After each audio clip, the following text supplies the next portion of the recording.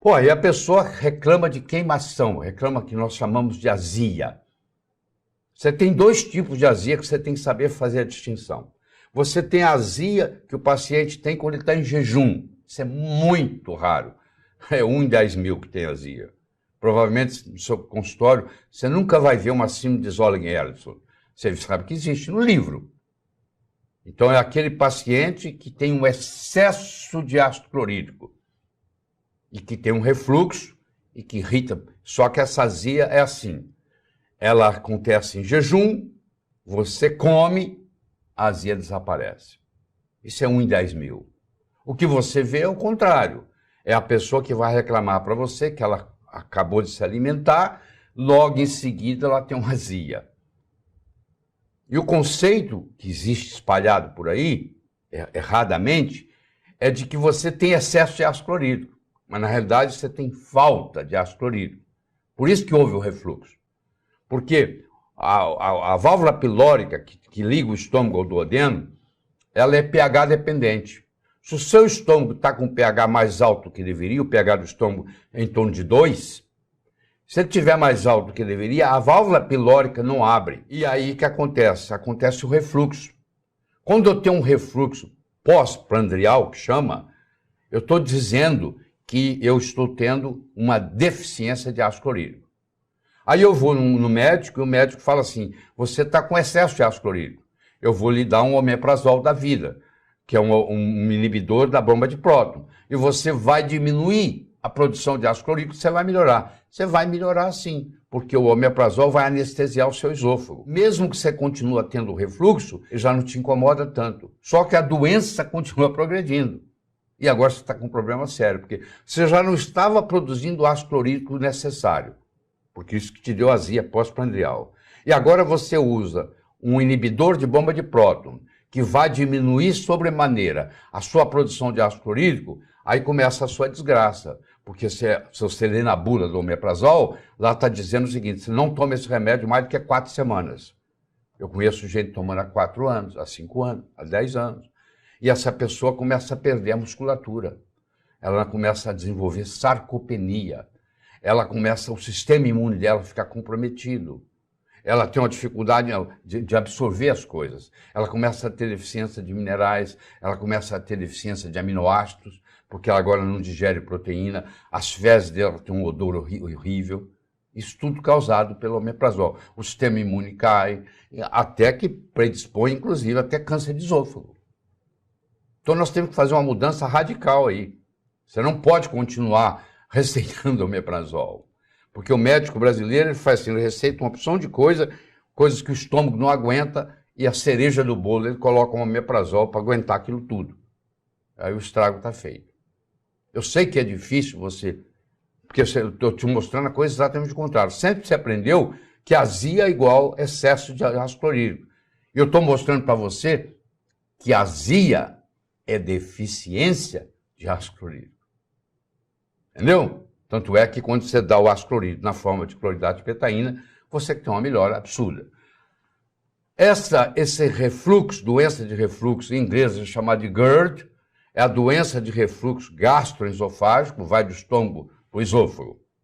E é uma coisa muito comum, porque a partir dos 40 anos, nós desenvolvemos uma chamada gastrite atrófica assintomática. O indivíduo, a partir dos 40 anos de idade, ele já não tem mais a pujança da produção de ácido clorídrico. Então, se você quer se manter jovem, mesmo os anos passando, você vai ter que aprender a fazer uma suplementação de ácido clorídrico na forma de cloridrato de betaína, que eu faço diariamente, já fiz esta manhã. Entendeu? Aí muda tudo. Inclusive, você que está perdendo cabelo, vai voltar, o cabelo pode voltar a crescer. Porque é assim, ó. Quando você tem qualquer desnutrição, o corpo tem uma inteligência muito grande. Aquilo que não é importante para a vida, o corpo deixa de cuidar e passa a cuidar do que é importante. Então o cabelo não vai fazer diferença, você vai ver muito ou pouco. O que é que eles fazem? Então aquela energia, aquela nutrição que é para o cabelo, agora vai para o coração, vai para o pulmão, porque está precisando. Agora, quando eu começo a tomar um ácido clorídrico na forma de cloridrato de betaína, eu volto a absorver a vitamina B12, eu volto a absorver a vitamina B9, eu volto a absorver o ferro, e etc, etc. Eu volto a melhorar a minha nutrição, aí o meu corpo fala, agora sobra nutriente para o cabelo. O cabelo para de cair e pode voltar a crescer. Você entendeu? Interessante, né? Você explicando isso para o paciente vai ficar mais interessado em cuidar dessa parte. Então, outro problema que nós temos é o seguinte, é a distinção diagnóstica. A pessoa chega no seu consultório e fala, ó, eu estou com uma dor aqui ó, no meu peito. Você tem que fazer a distinção se isso é por um refluxo esofágico ou se isso aí é por infarto do miocárdio ou por uma angina. É um problema coronário cardíaco ou é um problema esofágico? Então você tem que saber fazer a distinção. E aí o adjuvante é muito interessante, porque aí eu posso dar, por exemplo, um antiácido e a dor some. Então era o refluxo que estava acontecendo. Aí eu dou uma substância, uma nitroglicerina sublingual, um nitrato sublingual, e melhora. Então aí é cardíaco. Então você tem que saber fazer a distinção, mesmo não sendo um cardiologista. Vocês estão vendo aí, ó, eu não invento nada, eu sou apenas o mensageiro. Se você não gostar da mensagem, não adianta você matar o mensageiro. Você vai para a literatura e checa. Aí está mostrando o que vai acontecendo com a sua produção de ácido clorídrico a partir da idade, que os anos vão passando. Olha lá, você começou lá em cima com uma produção de quase 200, e quando você chega aos 60 anos, você está produzindo em torno de 50. Vai caindo o ácido clorídrico produzido no seu estômago. Isso está em literatura, em muitos trabalhos. Ninguém questiona isso. Que com o passar dos anos, você vai diminuindo a sua produção de ácido clorídrico no estômago. Com todas as consequências que você chama de envelhecimento. Claro, se você suprir essa enzima, esse ácido clorídrico, você vai melhorar o seu quadro nutricional e, consequentemente, você vai demorar mais tempo a ficar velho. Você vai envelhecer sem ficar velho. Envelhecer todos nós vamos. O problema é ficar velho. Você pode envelhecer sem ficar velho. Você pode envelhecer sem adoecer. Isso você tem que explicar para o seu paciente.